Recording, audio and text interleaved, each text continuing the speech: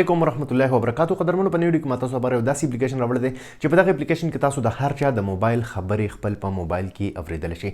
مطلب څوک هم چا سره په موبایل باندې خبرې وکړي، ټلیفون کې چا سره رابطه وکړي، د هغه د موبایل ټوټلې خبرې تاسو خپل په موبایل کې څنګه اوریدلی شئ. نو قدرمنو دغه ویډیو را سره تر اخره وګورئ، ویډیو سکپ کوئ مخ دې مخکې لوکیشن راز دی که تر اوسه پورې تاسو موږ ټیکنیکل پښتو یوټیوب چینل یې سبسکرایب کړئ، دا سبسکرایب کړئ، خوا کې د غنټې نشان هم کلیک کړئ چې زموږ نوې ویډیو تاسو ته په وخت باندې در رسېږي. دې لپاره به تاسو اپلیکیشن پکار وي، هم د دغه اپلیکیشن لینک موږ تاسو ته په کمنټس او ډسکرپشن کې راکړی دی. د کمنټس او ډسکرپشن خپل موبایل ته را ډاونلوډ کړئ. کله چې را ډاونلوډ کړئ تاسو ته به داسې شان یو انټرفیس راشي. سمپل دوه اپشن راکړي دي، په کال ریکارډر باندې په تاسو کلیک واخلئ. ټیک ده، چې په کال ریکارډر باندې تاسو کله کلیک واخلئ نو تاسو به سمپل دی له دغه ځای نه دغه فرمیشن غواړي، ته به تاسو دغه ټول فرمیشن چې دی هغه الاف کړئ. اوس که تاسو دې نه ټول فرمیشن دی ورکړل، ټیک ده، ایسیبিলিټی ده که دا اف وي نو دا به تاسو د دې ځای نه څه کوئ، آن کړئ. دا تاسو د دې ځای نه آن کړه، د دې نه به بیک راشئ، دلته کې دا وګورئ تاسو.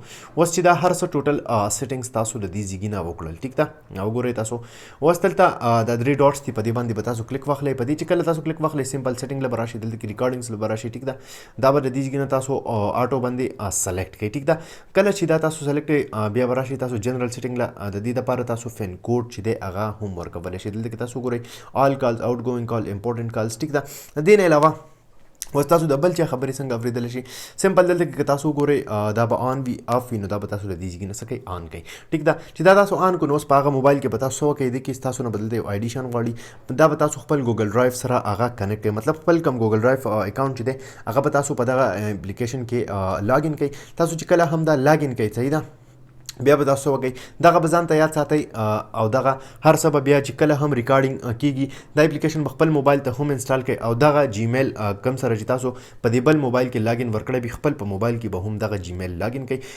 دغه کم ریکارډینګز چې ګوګل ډرایو لاګ ان به تاسو ورکړی وي نو هغه ریکارډینګ بس تاسو ګوګل ډرایو ته راځي. چې تاسو ګوګل ډرایو ته راځي نو هغه ځای کې تاسو دغه ټوټل هر څه چې دی هغه بیا وایس ریکارډینګ اوریدلی شي. نو قدرمنو دا باندې ویډیو امید لرم چې خوښ شوي وي، که خوښ شوي وي لایک یې کړئ، چینل سبسکرایب ول مه هېروئ، ملګرو سره یې شیر کړئ. تر بلې ویډیو د خپل ځان ډېر زیات خیال ساتئ. د خدای په امان.